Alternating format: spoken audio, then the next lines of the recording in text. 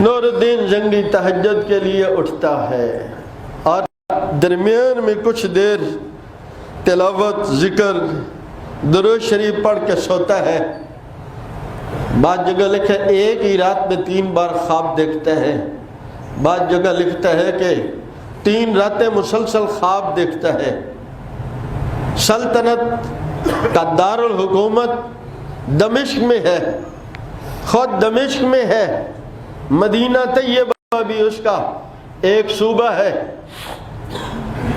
خواب کیا دیکھتا ہے؟ آقا مدنی کریم صلی اللہ زور سے کہہ دیجئے یار، سپیکر والے درود شریف اللہ، اگرچہ ہم نہیں ہیں لیکن کثرت سے درود شریف پڑھنے والوں میں ہم ہیں الحمدللہ۔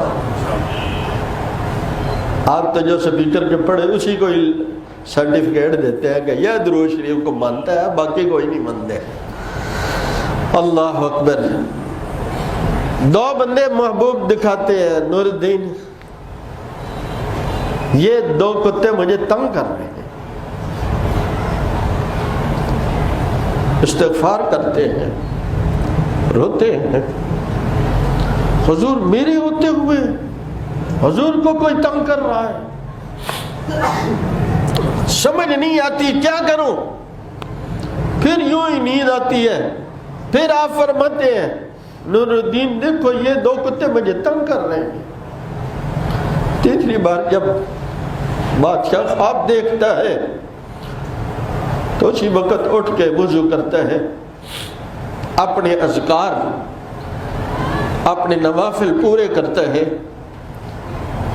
بڑے معتمد 20 بندوں کو نماز سے پہلے بلاتا ہے اور نماز فجر پڑھتے ہی وہاں سے روانہ ہو جاتا ہے مدینہ طیبہ کو۔ 25 دن کا سفر 16 دن میں طے کرتا ہے۔ موٹر وے تے نہیں، گھوڑوں پر، اونٹوں پر سواری ہے، مسلسل سفر کرتے کرتے وہ جو آرام کے اوقات ہیں وہ بھی کم کہیں ختم۔ مدینہ طیبہ پہنچ کر اعلان کرتا ہے سارے لوگ مدینے والے نور الدین کے دسترخوان پہ کھانا کھائیں گے۔ اللہ تو انہوں ہی ہے جو بادشاہ دے دے جڑے ایک واری دکھوا چھڑے اور شہر کی ناکہ بندی کر دیتا ہے اور خود اوپر بیٹھ جاتا ہے۔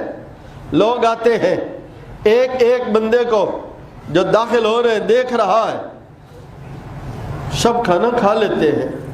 نور الدین مدینے کے عمائدین سرداروں کو، معزز لوگوں کو بلا کے پوچھتے ہیں کیا سارے لوگ آ گئے مدینے والے؟ انہوں نے کہا جی ہم نے اس کا اہتمام کیا ہے، کوئی بندہ پیچھے نہ رہے۔ ہاں 2 بندے درویش ہیں، درویش ہیں 2 بندے، 2 درویش آئے ہوئے ہیں، وہ کرائے کے مکان میں رہتے ہیں، ہر وقت ذکر، تسبیح اور تلاوت میں مشغول رہتے ہیں، دن میں کچھ وکال کر جنت البقیع میں آنے والوں کو پانی پلاتے ہیں۔ نور الدین نے کہا وہ بھی 2 لائق ہیں۔ اوپر سے جب دیکھتا ہے تو اسے وہی نظر آتے ہیں جو رسول اللہ صلی اللہ علیہ وسلم نے دکھائے تھے، یہ 2 کتے مجھے تنگ کر رہے ہیں۔ وہ بادشاہ بڑے سیانے تھے۔ نور الدین نے یوں نہیں کیا، اس نے کہا ان کو یہاں بٹھاؤ، کھانا کھلاؤ اور میرے ساتھ چلو۔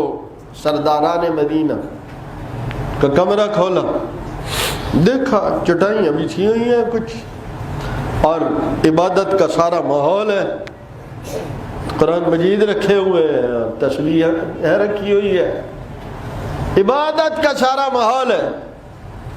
بادشاہ بڑا سیانا تھا، اس نے کوئی چیز لی اور فرش کو یوں ٹھوکنے لگا تو آواز محسوس کی، اس نے کہا اس کو اٹھاؤ۔ دیکھتے کیا ہے، ایک بڑا پتھر رکھا ہوا، گھڑا ہوا پتھر۔ پھر دیکھتے اس کے نیچے ایک سیل رکھی ہوئی ہے، جیسے ہمارے یہاں آج کل سلیب بنا لیتے ہیں، اس زمانے میں پتھر کی بنی ہوئی یہ چیزیں ہوتی تھی۔ جب اس کو اٹھایا تو دیکھتا کیا ایک بہت بڑی غار ہے جو روضہ عطر کی طرف جا رہی ہے. ابھی حضور کی قبر مبارک تو دور ہے، ذرا توجہ کرنا ایمان والو، یہ تو حضرت عمر کے قدموں تک پہنچا تھا. مصطفیٰ نے فرمایا یہ دو کتے مجھے تنگ کر رہے ہیں. کیوں؟ ابو بکر عمر سوئے نہیں ہیں، مصطفیٰ نے انہیں اپنے قدموں میں اپنے پہلو میں سلایا ہے.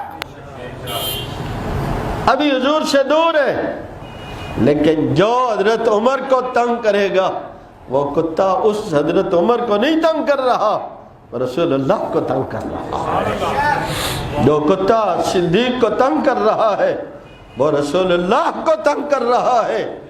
نور الدین نے جب وہ ان سرداران مدینہ کو غار دکھائی وہ حیران رہ گئے. ہم تو سارے مدینے والے ان کو سمجھتے تھے ان سے بڑا کوئی دین والا نہیں ہے.